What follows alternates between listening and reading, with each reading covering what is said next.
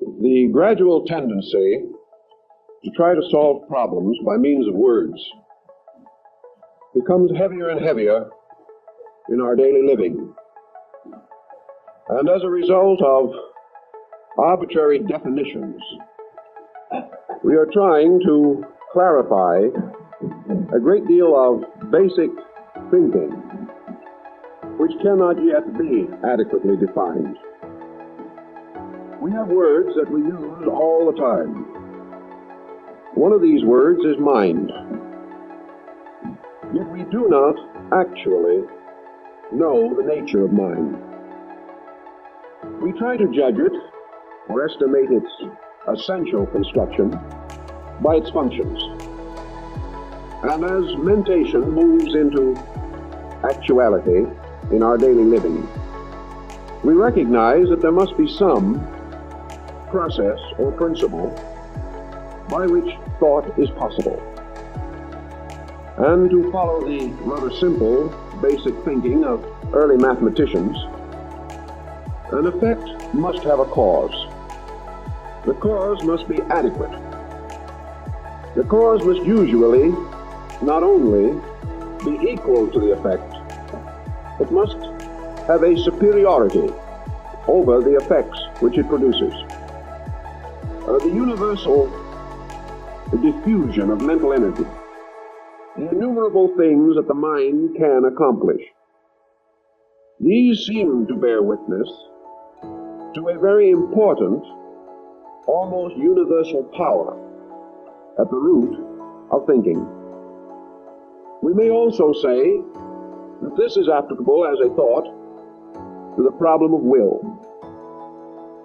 We recognize a volition in ourselves. We realize that man can accomplish most things that he wills to accomplish if he is able to maintain the continuity of volitional energy. This energy has also no adequate definition in itself. We do not know what this energy is. We do not actually know the processes by which this kind of energy has been differentiated from other kinds of energy. Or perhaps we may wonder if the volitional principle is not at the root of energy, and that just as the will enables man to consciously direct his affairs, another kind of will, perhaps without conscious direction, certainly not from conscious direction on the parts of the organisms involved, this kind of will causes plants to grow and flowers to blossom. Will seems to be a diffused principle which can be grasped and utilized by certain organisms, even as water can be used in many ways to protect and advance the life of man. We've had learned writings on the subject of will, but most of these writings begin with some kind of an hypothesis. We are given a definition of will according to the conviction or belief of some learned person. If we accept that definition, we may then proceed through the text of the learned book. If, however, we reject the definition, then the book no longer interests us, or at least we approach it with great skepticism. Yet this basic hypothesis, which must be accepted, cannot be fully demonstrated to universal satisfaction. If demonstration were possible, there could be no doubts or uncertainties in these areas of learning. Imagination is another parallel type of word. We all know what imagination is. We have innumerable definitions by which we distinguish this type of mental phenomena. Yet we have no essential certainty as to the nature of the imaginative power. We are forced to acknowledge it merely because we are confronted by irrefutable evidence that it exists. If man had no imagination of his own, he would not conceive this peculiar power to exist. And I'm reminded of an architect whom I knew when we were standing side by side at the foot of the Great Pyramid of Giza.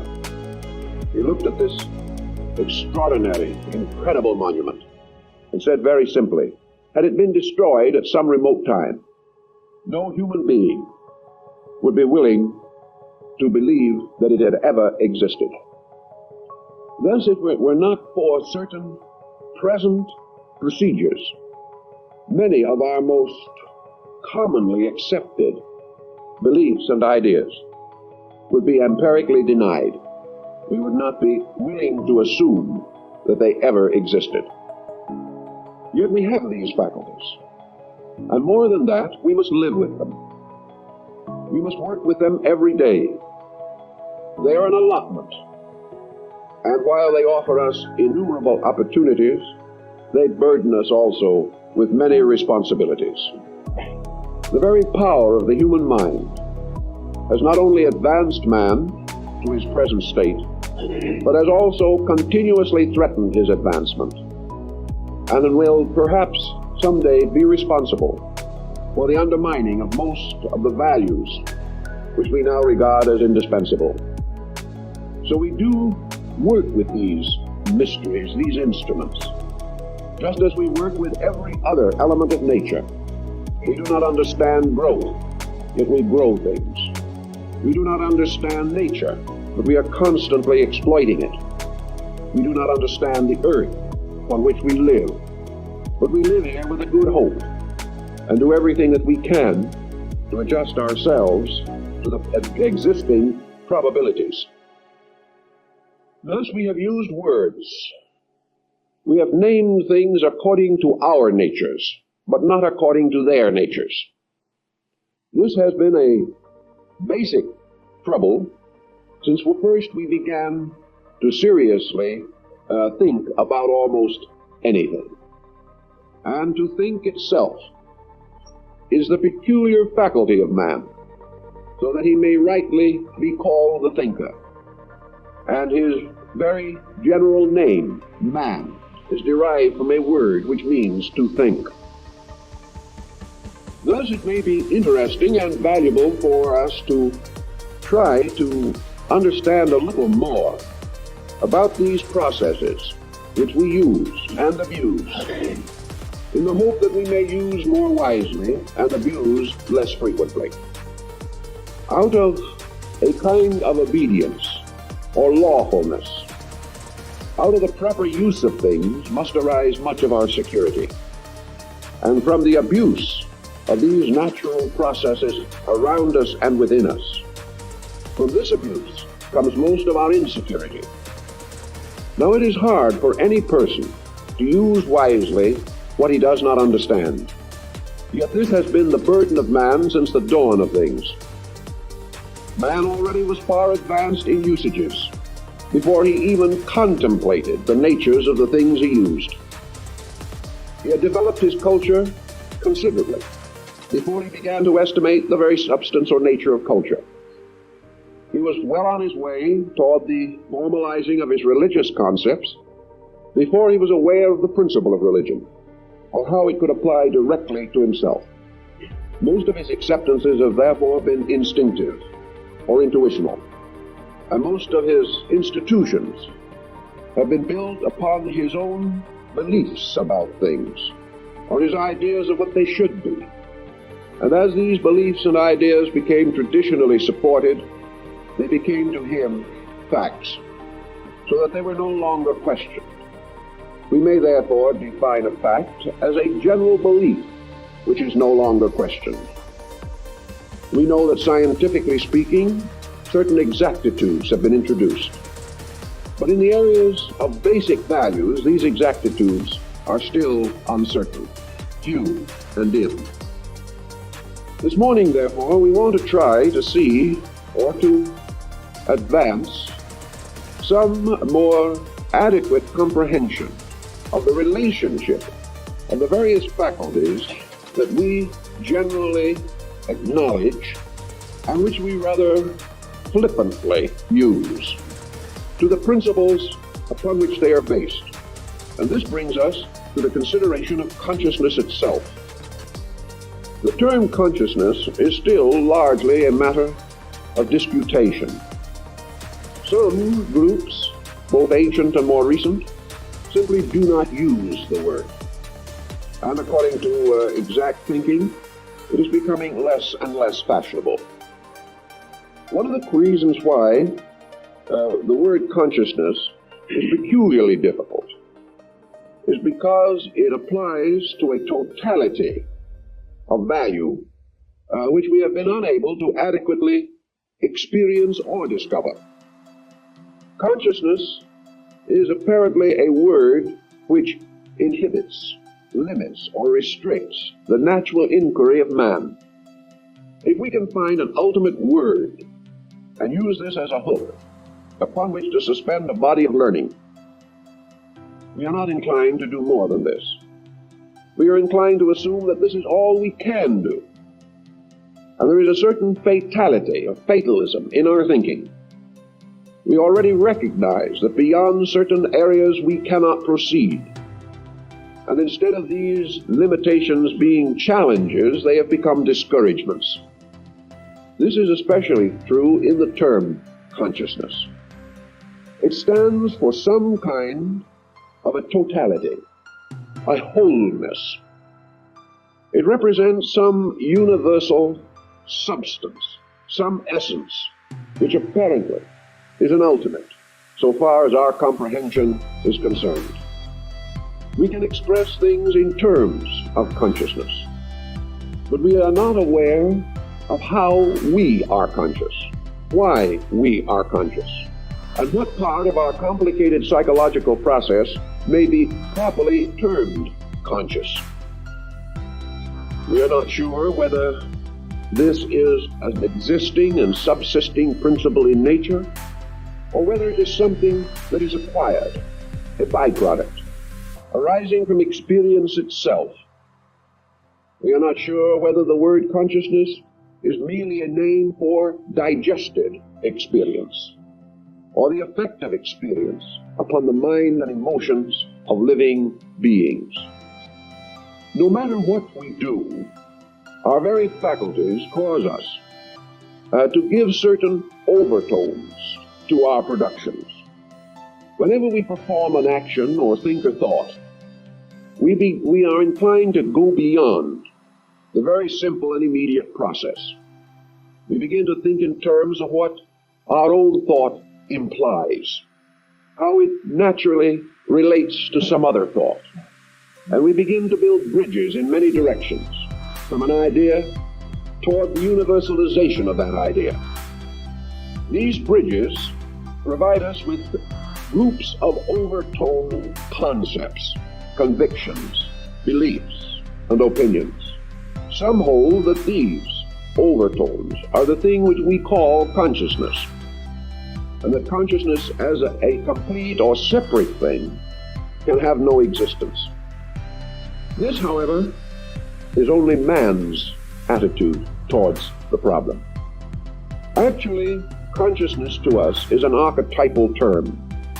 It represents something which we feel must exist. True, we can consider it an hypothesis, but it is a universally distributed hypothesis. And nearly every cultural group, sometime in its unfoldment, becomes aware of the consciousness principle, tries to define it, works with it, becomes confused about it, and from this confusion divides the unity of its cultural effort, so that consciousness becomes, in practice, a cause of infinite segregation, separation of ideas, and does not lead immediately to a total acceptance of anything.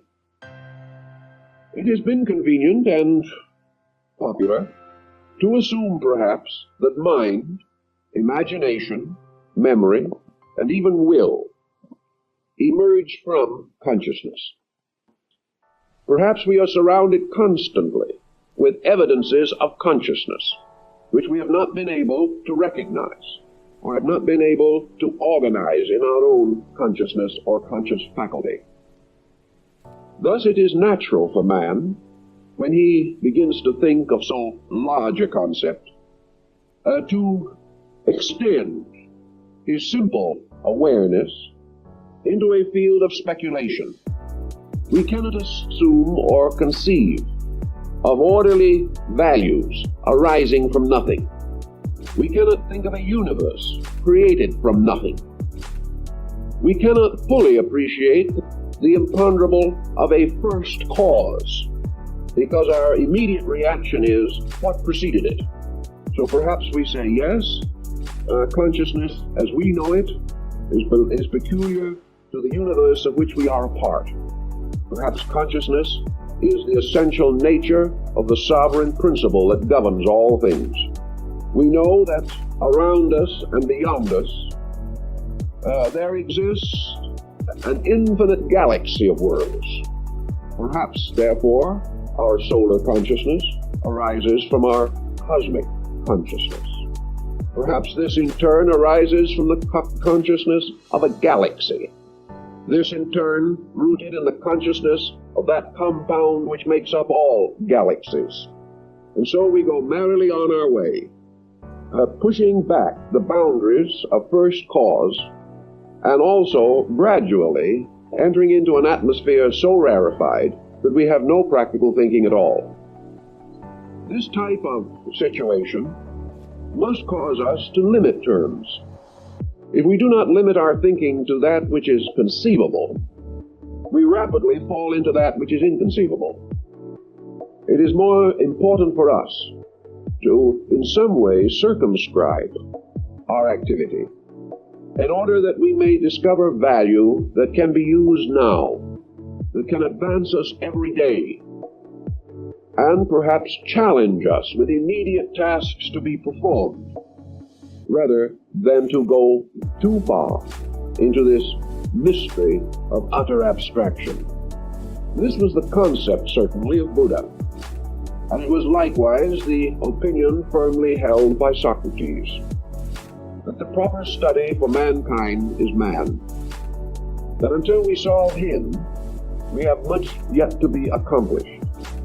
In our solution of him, however, we do not need to lock all our thinking within the frailty of his corporeal estate.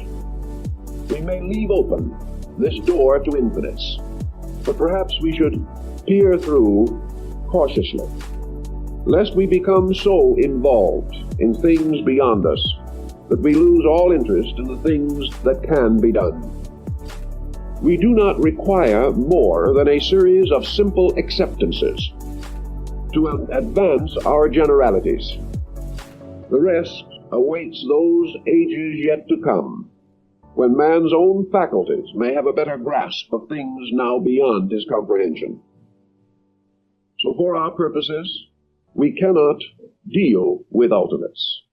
They are beyond the possibility of being handled reasonably, sanely, and purposefully by mankind. So while it is almost certain that all our energies, all our powers, all our abilities actually have their ultimate origin in ultimates, we must some way assail them on the level of our own abilities. And if we can solve the problems here, we will not need to speculate too blindly. And in the terms of usefulness, a thing must be usable. It must be something we can use. And we are not yet certain that ultimates can be used, certainly on the level of the mind. We are using the powers continuously, but we cannot use the hypotheses successfully. Fortunately, we have one ever-present guide to serve us in our difficulty. We live in a completely orderly kind of creation. Everything that exists of itself in nature is stamped with its own purposes, with its own immediate significance. Also, things move from within themselves, pressed on by insistences which have a certain definable structure. We are able to, therefore, answer the questions. What do these things mean to us? How can we use them? And how can they aid us to advance our common destiny? As a certain practical rule is incorporated in the various processes themselves, it is wise to become more aware of this or these rules in order that we may use them and benefit from the available information. As we all think, the laws governing mind are of immediate value. The mind has as its primary purpose the development of faculties of discrimination, leading ultimately to recognitions of unity. It is therefore the function of the mind to explore the phenomena of life. And as this exploration continues, the fact that the mind itself is ultimately one instrument leads it inevitably to consider all things in terms of one mental energy. Thus, while in its earlier stages the mind is an instrument of infinite diversities, the very mind energy itself must enfold these diversities, must bring them together, and through the faculty of comparison, observe first their differences and finally their similarities. We use the mind principally today as an organ of criticism. We consider ourselves informed if we are able to differ from other people. Now, difference in itself is no virtue. If difference represents an increasing superiority of process, then it may have certain justification. But this process, experience shows us, leads differences back again to identities. Therefore, the mind that truly outgrows an idea remains forever tolerant of that idea. In other words, you may no longer believe something, but you can understand why someone else believes it. You can realize that 5 years ago it was your help. Now it isn't helping. But the processes of mind do not pick up things and throw them away. The processes of mind result in a continual unfolding of things from their own seeds. And having come into the presence of a larger plant, we do not throw away the seed. We realize that each of these seeds will in due course produce the plant. And that wherever we break in upon a stream of natural phenomena, we are breaking in upon a process of growth. That part of growth, which we have, so to say, intellectually understood, becomes the basis of our continual effort to grow further. Thus, growth is a proper mental motion. But growth is never the justification for a basic intolerance. Rejection never means disparagement. Actually, this is true because, as psychology is beginning to understand, we never really do reject things. What we call a rejection is the individual no longer satisfied with a pattern. But this pattern itself is unfolding continuously. That which has gone before is essential to that which must follow. Therefore, as Max Muller, the great Orientalist, said, there never was a false religion unless a child is a false man. There is no reason why, therefore, we should take the adolescent religion and take it out somewhere and shoot it. If we will leave it alone or nurse it more carefully, we will find that it will grow and will outgrow its own smallness and will gradually grow into the estate of the common spiritual values which we all seek. Various patterns are rest houses along a road. People rest in them for a time. And then from one cause or another, the rest becomes no longer restful. And we start out exploring some newer pattern. The man who is born and raised in a small town develops inevitably what might be termed a small town perspective. To him, his own community has very great importance. It is the arbiter of all fashion, style, and value. And for probably the best part of the last 10,000 years, the world has been ruled by persons living in small towns, either literally or intellectually. Sometime, however, some motion, mood, or circumstance will cause the small town man to visit a larger community. Only the visit itself can release him. Others have told him about great cities, but this information has been meaningless because it has not been experienced. Or, as in our day, the great city moves in upon the small town, not only literally, but also in terms of television and other larger circumstance patterns. By degrees, therefore, this man outgrows the small town. But the small town does not die within him, nor does he throw it away, because the small town is the very pattern or essence from which the big town must be built. The small town is always there.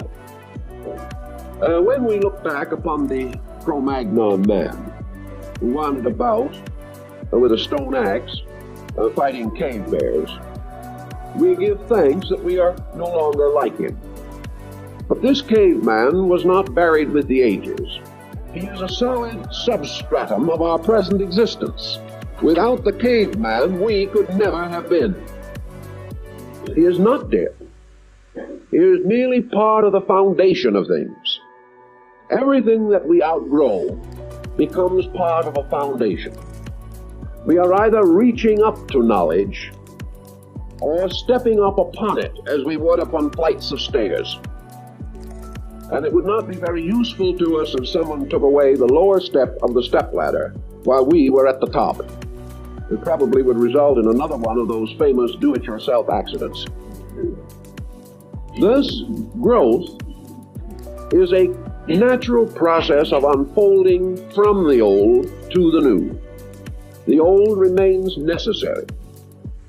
It gives us the basis of comparison. It provides us with a means of knowing that we are no longer with the old. For if we could not come into some contrast with it, we would be living in a vacuum in which we could never tell whether we were moving or standing still. Thus all things have their proper places, and it has been observable in mental phenomena that true growth of mind is attended by increasing temperance of mind. That the person who thinks better understands better. And therefore, out of understanding, there is a gradual overcoming of the instinct to conflict. Most persons spend too much of their energy in conflict of some kind, of attitudes or of opinions or of beliefs. Conflict is not the purpose for which mind was created. It is the possibility of mind that all conflicts shall be dissolved, and that out of growth of mental energy and the expansion of its power, man puts the universe together. He then makes the interesting discovery that things which appeared to be unartistic or valueless will gain new meaning when they are arranged properly and grouped according to the principles involved. All nature's patterns are essentially harmonic. It merely remains for us to find the harmony. So our speculation about the nature of mind leads to a very basic conviction which has utility, namely that mind is the power which by its unfolding permits us to include more and more of the unknown or the rejected. Instead of assuming, therefore, that mind lifts us head and shoulders above our adversaries. Mind simply refuses to accept an adversary and gradually proceeds along its natural course of transmuting all dissonances and forming of them new patterns and compounds of consonance. This is important to us. It gives us a simple yardstick. It tells us that we are wiser because we reject less. We are wiser also, however, because we discriminate better. And out of true discrimination, we rescue ourselves from inadequate beliefs by permitting these beliefs to unfold their own adequacy and to gradually fit into patterns which become comprehensible to us. St. Paul says, milk for babes, meat for men. But if we today in mental optimism should resolve to feed the whole world meat, we would be in trouble. We would still be required, in the spirit of proper understanding, to recognize that all degrees of life exist, and that our real end is to assist these degrees to mature themselves, and not to pass arbitrary judgments upon them. So mind, because in some way it is one mind, inclines always to unity of thoughts, unless these are artificially distorted by traditions or beliefs or patterns or processes which destroy the unity of the mind power. It also naturally follows that various minds have different attitudes and aptitudes, but difference is not the base of discord unless the thinking itself is shallow. So in our daily living we will find considerable comfort in allowing mind to direct us toward a continual seeking for value and a tremendous sympathy for the growth of things, their unfoldments and their developments, and through these attitudes an increasing unity of our own resources. Some say that this type of thinking must lead to a certain stasis. The individual who is no longer willing to accept conflict, or who has outgrown the instinct toward conflict, is supposed to be a do-nothing. When we say a do-nothing, we simply say that this individual refuses to make previously fashionable mistakes. He refuses to be part of a pattern which has destroyed his world from the beginning. But mind, like all other basic powers, is created or is there in order to lead men to peace and not to war. And the person whose mentality is truly developing may lose some of the rough edge of combativeness, but as a substitute for it, he is able to conserve resources. He is more cautious, makes fewer mistakes, injures fewer persons, and violates fewer natural laws. So the reward is perhaps a suspension of egotism, but not a loss of erudition, an increase of it according to capacity. Now the same problem applies to the problem of will. How are we going to get the elements of will down where we can do something with them? Perhaps the most common example of will that we know in our daily life is that magnificent little sentence, I want. Now, the moment an individual says, I want something, one of two things happen.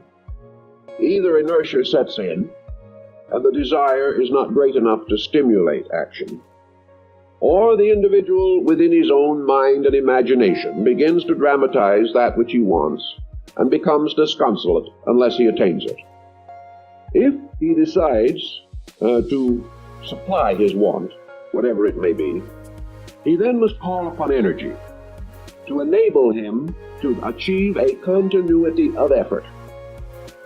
If his desire to attain something becomes irresistible, but his energy of determination is inadequate, he may well drift into the criminal class, where he believes that he can get what he wants without earning it. But if his will and determination begin to develop, he then finds himself subject to an internal drive. A common example of this drive is ambition. Ambition is an individual attempting to attain a dramatic or exaggerated purpose of some kind.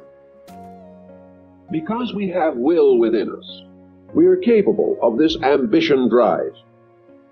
And because we have will within us, we are capable of gratifying, at least to a degree, the innumerable wishes and wants which float around on various levels of our thinking. Thus we come to a very practical problem. Is it possible to use the will to curb the will? Can we say, this I want, but I know better. Therefore, I am now going to set about the desperate procedure of overcoming my own desire by the very substance of that desire itself. This is a little reminiscent of the man trying to lift himself by his own bootstraps. Therefore, the will to resist, the will to attain, shows that the energies of will move in more than one direction. We have the ambitious dictator who wills to prominence. We have the hermit and the holy mystic who wills to humility. We have the person whose will causes him to desire to conquer all things, and another, equally steadfast in the expression of his determination to renounce the world and to retire entirely into a state of willlessness, to accept only the purposes of the divine in his own life. Will, as we understand it then, is simply this availability of the continuity of effort. It is an energy which can energize various purposes suggested by the mind and the emotions. Well, the mind and the emotions are constantly providing purposes, and the will is constantly energizing them. The result can be, and often is, pandemonium. The will apparently does not possess discriminative power, and by this it is distinguished from the mind. The will is like the electricity in a wire. We can use it to light a house or electrocute a man in prison. We can have short circuits at almost any time. And most of the contrivances that we maintain by these electric circuits are far less interesting and remarkable than the energy that maintains them. So we have this electrical possibility of doing almost anything we insist upon doing. If will becomes exaggerated in our own conduct, we are termed willful. And this is not a symbol of approval. It generally means that we are aggressively determined beyond a pleasant or constructive degree. It means that we are willing to sacrifice value for less than value, sacrifice people for our own purposes, sacrifice principles for our own advancement. Such intensities are not good. Thus it seems that will, like all other motive powers, is really intended to be controlled. The will can be likened to the waters of a river. The waters in the river are controlled by the banks of the river, forming courses by which their channels are directed back to the sea. The endless flow of water through these streams can be likened to the endless availability of will. Any person living by the shores of the river can make use of its waters for his own purposes if he has the wisdom to do so. But the waters are not of themselves purposed in the way that we think of purposes. Thus, will as energy is forever available, but our own use of it must be determined by something. And most of all, our good reveals that it must be determined by a faculty of judgment and a faculty of principles. Thus the mind, informed and enlightened, can make moderate usage of the will, to attain those ends which are known to be proper and necessary. But a mind unenlightened will make inordinate use of the will to achieve ends that are not purposeful, meaningful, valuable, or right. Thus, every day we have will allotment. When we get up in the morning and say, today I conquer the world, this is merely a statement that we feel energy, that today we can do things. It's rather unfortunate, however, to wake up with this feeling and have nothing worthwhile to do. This also suggests the probability that what we cannot use, we will abuse. And where our wisdom will not direct our energy, our habits or our ambitions or our appetites most certainly will direct that energy. So now we recognize the concept of power as we know it in our daily life. We are duly concerned today over the danger of the abuse of atomic power. This abuse, however, is merely a vast statement of man's personal abuse of energy. It now lifts this abuse to a great level of potential good or evil, but it is the same basic problem. We must either use to create or use to destroy.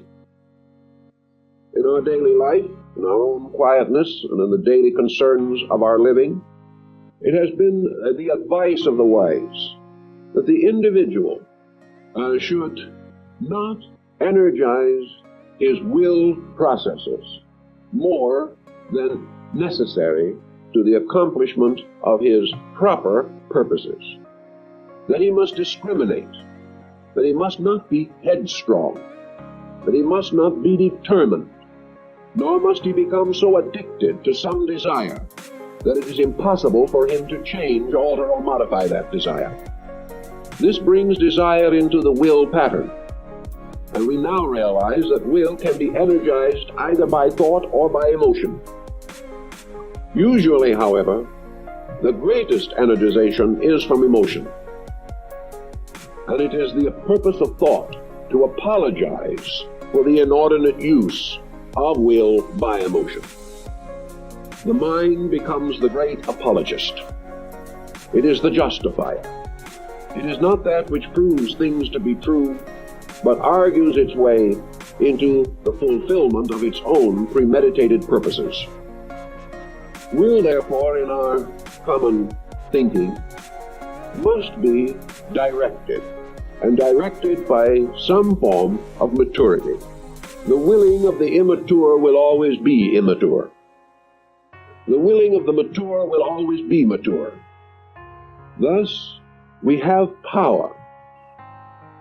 But the greatest of all virtues lies in the moderation of that power. And where it is necessary to the achievement of human character, it is important that the power of will shall not be energized for any inferior purpose, but that, as the ancients pointed out, the proper use of will is to energize aspiration, the inner desire, the sacred desire of man to grow closer to the truth and to his God. These are the high purposes of will.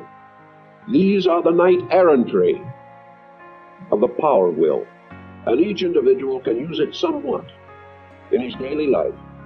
Today, with a bank account, with credit, with influence, with the infinite potential of going in debt as a basis of a satisfactory social status, with opportunity to do much more than our ancestors could possibly even have imagined. It takes great courage to be moderate. But moderation is the price of peace of mind, peace of soul. And the individual is a victim to his will, is a victim to a tyrant, which will ultimately destroy him. Now, imagination also has its undertones and its overtones. It is wonderful to have a beautiful imagination. It is wonderful to have the power to create an entire legendary and lore within ourselves. It is not wrong for us to imagine, but it is often for us a mistake to lose track of where imagination begins and where truth ends. Our tendency today, because we are an undisciplined people, is to assume that imagination is a valid instrument of fact. Anything we believe, we quickly transform into a sober reality. We become unable to discriminate between the thing as it is and the thing as we wish it to be. Also, we have not sufficient patience to examine the structure of our own wishes, to find out whether they are any more than passing moods or comparatively unimportant appetites. So imagination is all right as long as we know that the things we imagine are things imagined. The moment they escape, the moment we begin to mistake our imaginations for our normal mental emotional processes, we are not only in danger, but we are very close to the threshold of mental sickness. When we can no longer tell the difference between reality and things imagined, we are desperately ill. Our common habit, however, is not to go quite so far. Imagination becomes largely the instrument of either escape or a constant cause of dissatisfaction. Dissatisfaction may in itself be an impetus to action, to achieve the thing which is needed. But it may also be merely a cruel dissatisfaction, in which a person totally disoriented has lost track of the realization that things must be earned, and that the happy person is not an accident, but the result of a long process of personal conditioning, whether it is consciously possible to prove this or not. So imagination leading to escape, forcing us to build phantom worlds, or to pursue phantom objectives, or to magnify things. Imagination is so close to mystery, and mystery is so dangerous to us all, that we must say to ourselves, how can we use imagination profitably? Actually, nature gave us this faculty for one purpose, namely to keep us out of a rut. Nature did not wish us ever to be able to settle down and say, this is it. So the moment we think we're very close to the state of this is itness, a sudden thought strikes us. There is something new that becomes attractive. We can project our present state into a more desirable one. We've barely paid for that little snug two-bedroom house. Even as we begin to see the end of the mortgage, a sudden thought strikes us. How nice it would be to have a three-bedroom house. So we go back in debt, and with a little moral support from the real estate agent, we probably end up with a four-room house. If long before this is paid for, we are in debt for the swimming pool and all these other contrivances. And the four-bedroom house isn't just where it should be from the standpoint of locality, so we start all over again. This dissatisfaction, this visualizing of something better, this imagining a state of happiness and satisfaction which is not possible under the existing conditions, these pressures cause us gradually to change conditions. If these pressures are admirably directed and properly controlled, imagination presses us on toward the fulfillment of practically everything that is good. We can imagine a utopia in which there is no war. We can imagine the end of crime and of poverty. We can imagine the end of all international discords and dissensions, an end of crime. We can imagine an end of sickness, and we can immediately imagine cures for ailments that are not yet available. All these things push us forward and cause us to try to achieve these imagined ends. Everything, therefore, depends upon what feeds imagination, how this faculty operates in any particular personality compound. If the compound is good, the imagination will be good. If the compound is undisciplined and uncontrolled, the imagination will be excessive. The same kind of imagining which may lead us to bring the world to a better state may also load us with debt for the rest of our natural lives. Everything depends upon use. Imagination can give us hope, which strengthens faith, and therefore gives us a great internal satisfaction. Or it can reveal to us possibilities beyond our present means, which can give us constant dissatisfaction. Like everything else in nature, imagination, therefore, is of itself neither good nor bad, but takes on these attributes from those who use or abuse it. The cultivation of imagination is just as important as the weeding of a garden. Over the weekend, many a thrifty householder mows his lawn, trims his hedge, takes care of a few patches of green that he has as a sort of, not ownership, but proprietorship over at the moment. If he misses 2 payments, someone else will take care of the hedge. But it is his at the moment.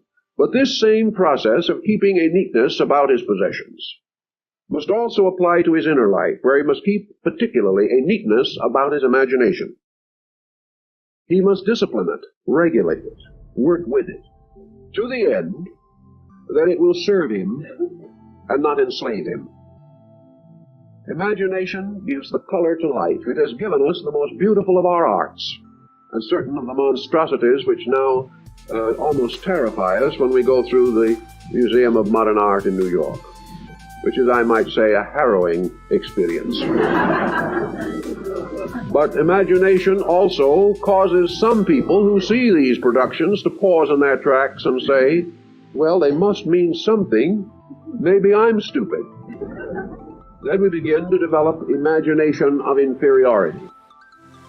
Any way we turn, imagination pulls us away from the obvious toward that which we desire to believe or which we wish to understand. Therefore, in our everyday thinking, imagination must be directed. It can be beautifully directed.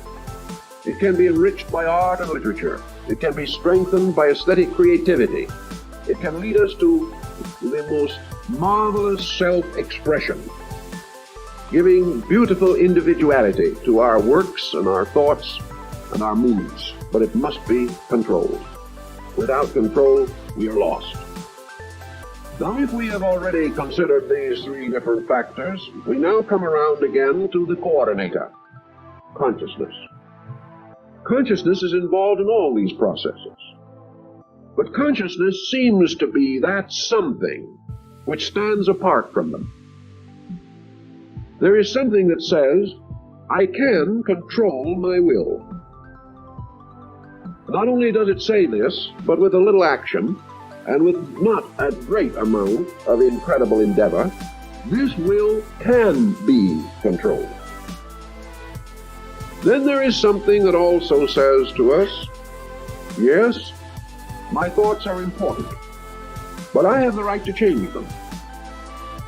I have the right also to exercise the power of myself over my own mind. Or we may say imagination is a beautiful thing, and it's a wonderful experience, but I hold the right to discriminate between these various works of discrimination or of imagination. So we get around again, and there seems to be an interrelationship of these things. When we say that we have a right to control our imagination, we almost always mean that we have a right to exercise the power of mind over the power of feeling. Or if we decide that we are going to restrict our willfulness, we mean that we have the power to exercise reason or the strong dictate of the heart over some ambition or purpose that seems to be getting out of hand. Thus it looks at first as though These various divisions act as sensors upon each other, that we use one to balance the other, and that we are constantly playing a very delightful game, checking and rechecking, as in chess, and working out elaborate strategies of some nature to protect our own survival. Thus it would appear that there is an I-ness in this somewhere.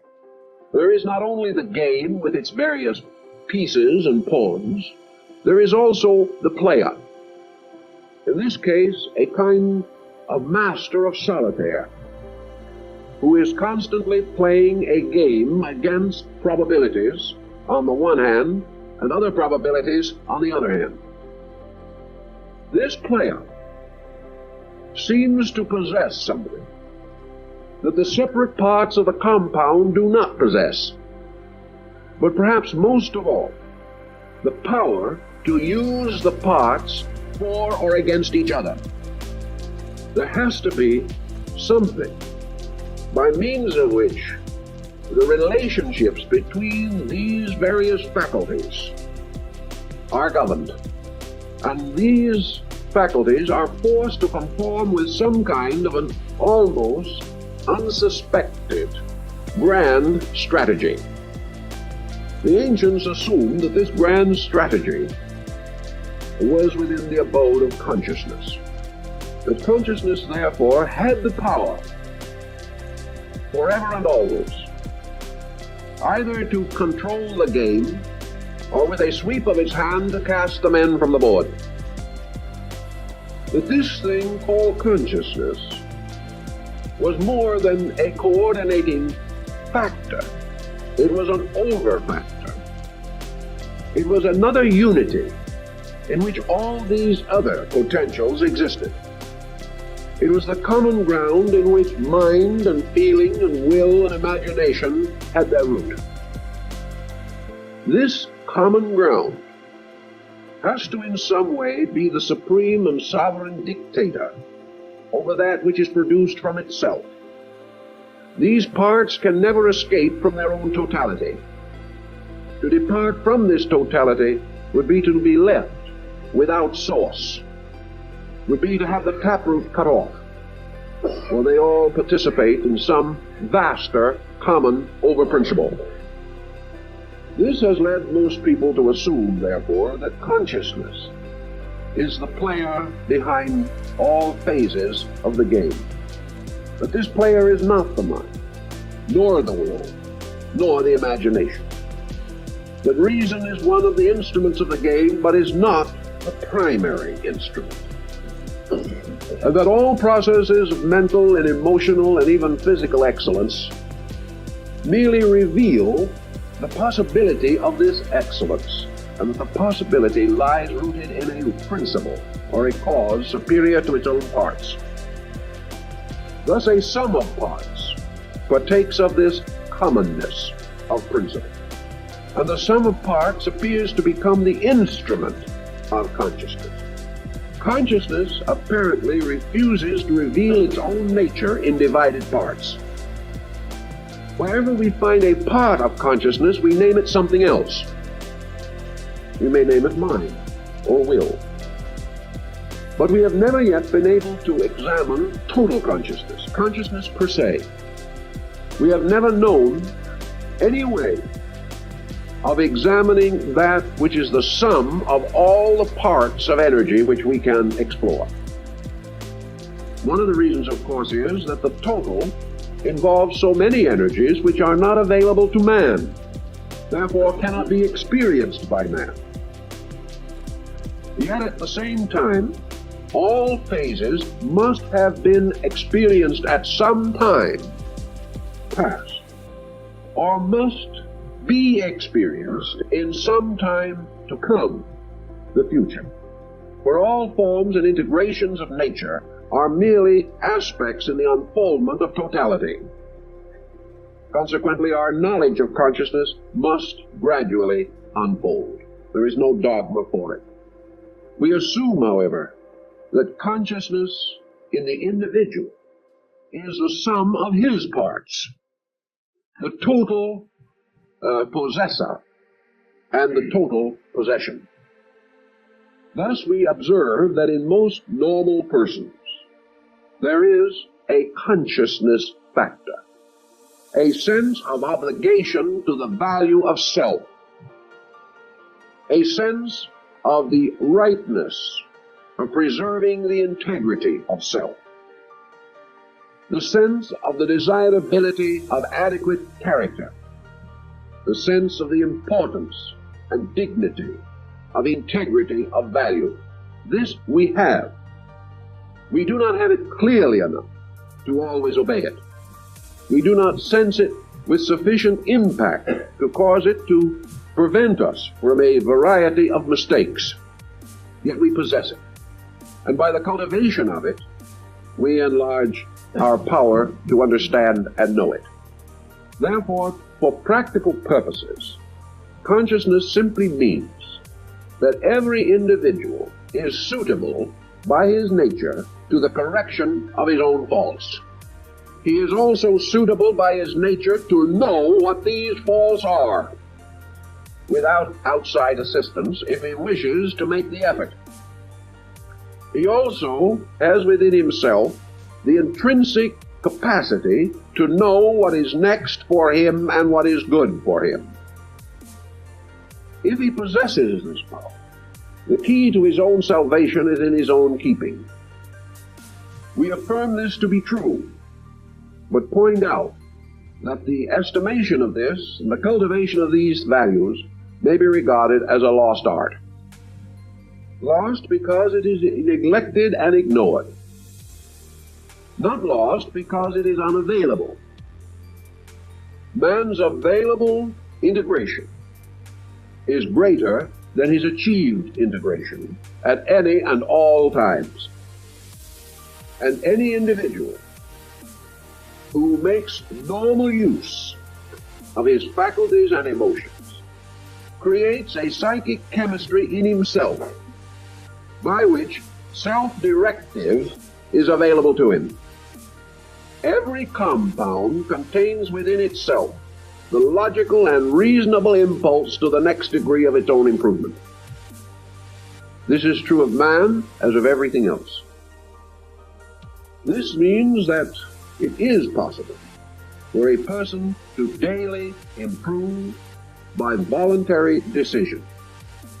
It is possible to outgrow any weakness or limitation upon character by which our lives may be threatened. It is possible for us through mind, will, and imagination to provide a continually more adequate instrument for the expression of the total nature of ourselves, which is consciousness. This process, going on continually, will prove to us beyond any doubt that nature has incorporated into every structure the secret of its own survival. That nature has not left anything in the created area devoid of the means of its own growth. And that the problem of man is that his faculties being more complicated, it requires greater conscious effort on the part of man, whereas in many kingdoms this effort is still instinctive. But conscious effort also means that properly used, the endeavors of the mind and emotions will result in a far more rapid growth than can be present anywhere in which instinct alone must direct procedure. Thus the bees have wonderful industry, but it is a slow and difficult process for these little creatures to unfold their natures. Man is able to grow faster because he can make growth a process of conscious endeavor. These elements, therefore, add together to show that abstract cosmic speculations can be brought down and can become recognized factors here and now for persons who are thoughtful and determined and sincere in their desire to live better. Sincerity plus a measure of resourceful determination will accomplish wonders in the life of every person. Time's up. Right on the button.